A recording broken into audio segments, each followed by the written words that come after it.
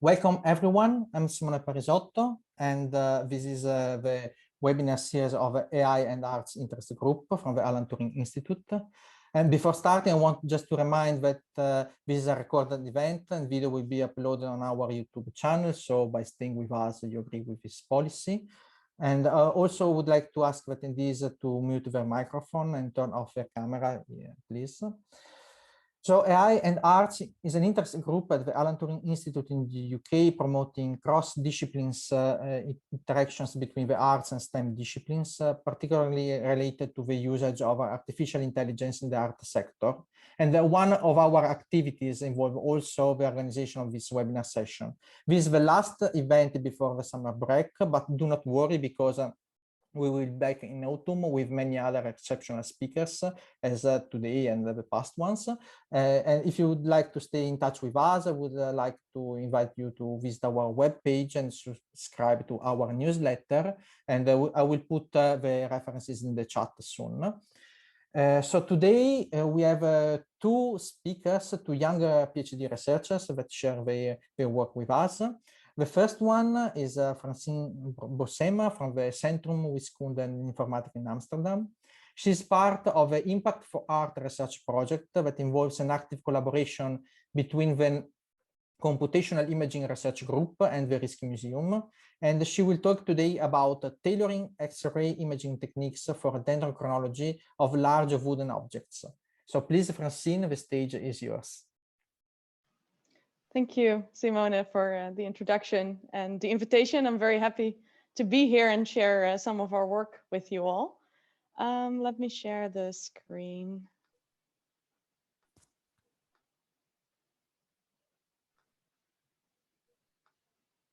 Yes. So today I would like to talk to you about tailoring X-ray imaging techniques for dendrochronology of large wooden objects.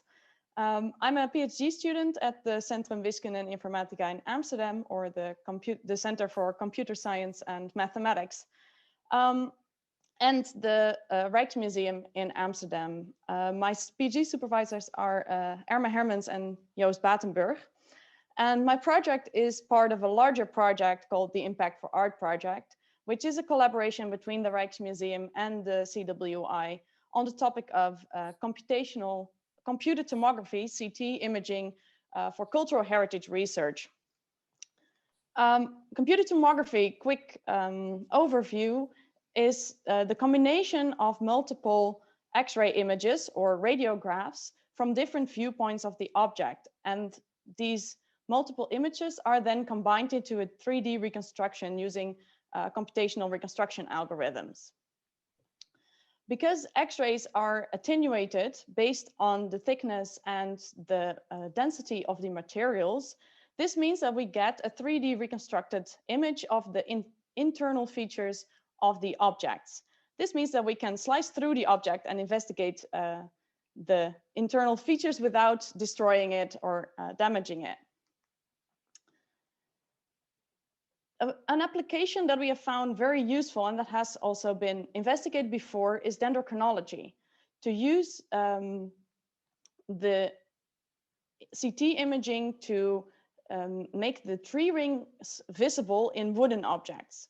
Because dendrochronology is the science, it's also called tree ring science sometimes, that uses measurements on the tree rings to find the date that objects were produced and also where it came from. These measurements are then compared to reference chronologies, and based on this, the date of the wood can be determined. And one of the things that is important is that the longer the tree ring series one obtains, the higher the chances of finding a matching reference date. A problem, though, is that often these tree rings are not accessible on the outside, for example, in cultural heritage object, because the outside is overpainted or because a frame is covering it. And for example, in this statue here, the sculpture Holy Woman with Lantern, another problem is that not always the longest tree ring series is accessible, as in this case, it is possible to investigate tree rings on the base of the sculpture, but the longest series is actually around where the lantern is, around here. Because it's slightly wider there, it will contain more tree rings. So what we did was we brought it to the FlexRay scanner, which is located at CWI in Amsterdam. It's a laboratory CT scanner that can scan up to objects up to a size of 50 by 50 by 50 centimeters. And we scanned it there. And I would quickly like to show you what that looks like. Here we have the object in the scanner. And on the left, you see this is the X-ray source. Then you have the object itself, and then the detector, which measures the incoming flux of X-ray. And then in the middle, you see one of the radiographs. And what we did is we rotate the objects and take multiple, over 2,000 of these radiographs, and then combine them into a 3D reconstruction of this object. That we then slice through from top to bottom. So here you see a horizontal slice through the reconstructed volume on the right, which really clearly shows the tree rings. The round part, oh, where's the mouse here? The round part here corresponds to the lantern, and this is a slice around this height here in the radiograph. And what we could do with this image is measure the tree rings. My colleague Marta Dominguez Delmas, she is dendrochronologist, and she used this image to measure the tree rings and count them, and then compare them to reference chronologies, where she found a match so that we would be able to date this object, which is really interesting because that gives more information on where this object may have been produced and who produced it. This is, however, the limit of where we can go with CT imaging if we talk about cultural heritage objects. This is a fairly small sculpture, but many of the cultural heritage objects are much larger. Think about cabinets or wooden chests or sculpture or paintings. And these objects are so large that we cannot put them in this laboratory CT scanner. So we were thinking about what can we do to obtain clear images of tree rings for these much larger wooden cultural heritage objects in a non-invasive way. And in order to visualize tree rings in larger wooden cultural heritage objects, there are a few challenges. These objects are often so large that transport is an issue. It's not that easy to bring it to a laboratory or medical CT scanner. The object needs to fit in the scanner, and then even if it fits, it needs to fully rotate to get a complete CT image. And the last point that is a challenge is that often the object does not fully fit into the detector view because the detectors are much smaller than the objects. And the case study that I would like to present to you today is the chest of Hugo de Groot. That is a good example of a very large cultural heritage object that we would want to investigate. A little bit of background: Hugo de Groot was a Dutch author and lawyer who was, due to political disputes, captured in the 17th century and held captive at Slot Loevestein, a castle in the Netherlands. He was, however, allowed to read and to write, and to this end, he received books in these very large book chests. And then one day in 1621, he managed to actually take out all the books and climb in himself and let himself be carried out of the castle. And in this way, he escaped. And it's a very famous history story in the Netherlands, which all Dutch children learn about in school. But the question, the art historical question here is, do we still have this chest? Is it still in the collection of one of the Dutch museums?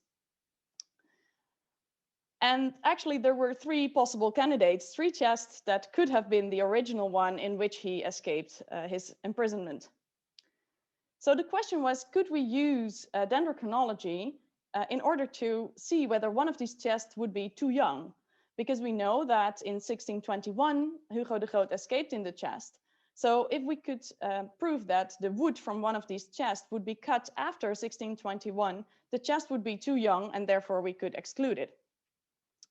There are, however, a few challenges because, as you can see, the chest is covered with metal strips to hold it together. And also there are overlapping planks. So the tree ring series is not accessible in this chest. Therefore, Marta, my colleague, asked us, like, can we do a CT scan so that we can actually visualize the tree ring series for measurements? However, for a CT, there are also challenges, namely the size, which I've discussed and for which I hope to present a solution today. And the other issue is the metal strips, because metal is highly attenuating, so it blocks the X-rays, creating shadows and obscuring the image. One of the challenges that we were able to solve, however, was the fact that, of course, it would not fit into the FlexRay scanner, as it was much larger than 50 centimeters. But there is an in-house X-ray scanning facility at the Rijksmuseum, at the research building. So that actually solved the first two of our issues. The transport, it could just stay in-house and be brought to the basement for scanning. And it did fit in this scanner between the source and the detector if we put it on its side. However, there's still two challenges that remain. There's still full rotation required, and with such a big and heavy object, it is hard to rotate it nicely between the source and the detector. And the second one is the limited detector view, because the detector here is around 20 by 25 centimeters. So we would only be able to see a very small portion of the chest, and it would rotate out of the field of view all the time, which means that we would have to take a number of scans and then stitch those scans together, which is a lot of work, but also does not always produce the best image. So those were the two challenges that we had to overcome. And when we were talking about this, we realized that for dendrochronology, the specific purpose of dendrochronology, we actually don't need a full 3D image, a full 3D reconstruction, because the main requirement is that we have a cut through the transverse section. And the transverse section is basically perpendicular to the growth or the length of the tree. So when we realized this, we were thinking, can we do something smart so that we still can retrieve this transverse section without doing a full CT reconstruction? And what we then saw when we put a small block of wood in the scanner, I have it here, we put it in the scanner like this. So when you look at it like this, let me see, you see the tree rings. And actually, you also see the tree rings in a single radiograph that is presented on this slide. But in a single radiograph, you see only part of the tree rings sharply. Here it's quite sharp, but here it's really fuzzy. And that's because the tree rings in this image overlap, either due to that we didn't put the block really straight into the scanner, or because, of course, a tree does not grow exactly in neat cylinders all the way, so it might be a bit shifted. And we have a cone beam X-ray source, so that it would actually project multiple tree rings onto each other at the sides. However, when we move this object from left to right through the detector, the part of the tree rings that is visible moves, and we see another part sharply, or almost sharply. So the idea that we had here is, what if we take a number of these images and then use those together to create an image that is showing the transverse section sharply? And this is what we did. In regular computed tomography here on the left, you would rotate the object fully 360 degrees. But the line trajectory tomography that we propose to use here for dendrochronology, you just move the object from left to right. What we want to retrieve is this transverse section. And what we have seen is that because we have very limited angle acquisition, because we move it from left to right and do not do a full rotation, there's not a lot of there's no information basically on the object in the direction of the movement. However, we have seen that if we place it in the scanner in the right way, we can actually obtain reconstructed slices that show the transverse image sharply in a slice perpendicular to the source detector axis. So if this transverse section on top corresponds to one of the slices in the reconstruction volume below. And this is what we used. Just to note, we do not get a full 3D reconstruction because there's not enough information to obtain a neat 3D representation of the object, but we do get sharp slices of the transverse section. The orientation of the wood, as I've mentioned, is in this one very important, because if you put it the wrong way around, you get a different slice that is imaged, and that's not the transverse section. So what you can see here is on the left is the transverse section is facing the source, and that's actually the image that we would need to get. Because if we rotate it, so we put the little block in the scanner like this, and like this. And as you can see, only this orientation gives us the transverse section that Marta would like to have for her dendrochronology measurements. We first tested this with a bigger test plank at the FlexRay facility to see if we could actually get a good reconstructed image before scanning the large chest. And as you can see here, the upper image is the reconstructed image, and the lower one is a digital image.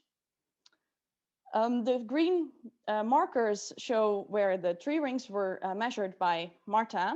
And as you can see in the top image, the reconstruction does become a bit blurry depending on the orientation of the tree rings. This is, however, not a problem, as the tree ring measurements are taken perpendicular to the curvature of the tree rings. So what we wanted to do here is to check that the traditional way of measuring on a digital photograph would yield the same measurements as would the reconstructed image. And the lowest figure here actually shows that we got both the same number of rings and a very good match between the two different measurements. So this validated that the method would yield a good measurable image, and we continued to test this out, or to try it out, on the Hugo de Groot chest in the Rijksmuseum facility. So on the right here you see myself and the team putting the chest into the scanner, and then we proceeded to take a line trajectory scan. So the good news is that we retrieved a very nice image of the tree rings, as is shown here below. We have imaged the plank that's indicated in red on the chest. And we see that the tree rings are very nicely visible on the reconstruction, and these can be used for dendrochronological measurements. So despite the challenges of the big size and the overlapping planks and even the metal strips, it was possible to obtain a tree ring series from this large chest without doing full CT, but using the line trajectory scanning method. This we also validated with a digital image of the side of the chest, because it is still possible to obtain a measurement on the radial tangential section of the wood. However, this yields a distorted measurement, but it does show that the measurements were the same, and we got the same tree rings in the reconstructed image. But it gives, the reconstructed image has a number of advantages over measuring on this radial tangential section, because it gives a better angle at which to measure the tree rings. And moreover, we show that we obtained more rings than in the measurement on the radial tangential section. And as I've mentioned before, obtaining more rings is a valuable result, because the more rings you have, the more likely you are to find a date for the object. Unfortunately for this one, we did not get a date out of this, this tree ring series, but we have validated the method for this kind of large objects, and we are hoping to use this again on different objects.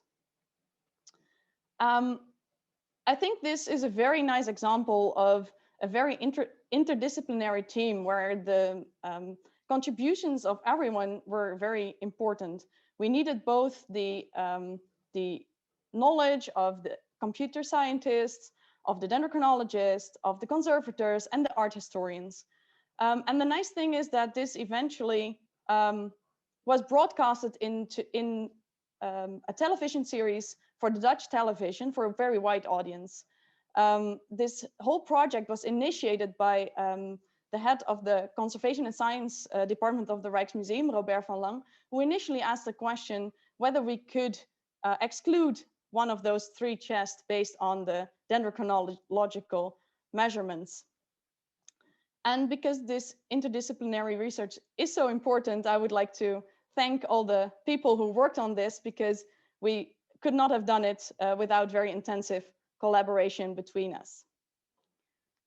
To quickly summarize what I've told you today, I think it's important to know that X-ray imaging is a very useful tool for dendrochronology, and that although we have challenges for scanning large wooden cultural objects, such as the transport and the huge sizes and metal components in cultural heritage objects, the line trajectory X-ray tomography method provides images of transverse section that are suitable for tree-ring measurements. And I really much hope that we can try this out on different objects later. Thank you very much for your attention. And if you have any questions, I'm happy to answer them. Thank you very much, Francine, for this very fascinating talk.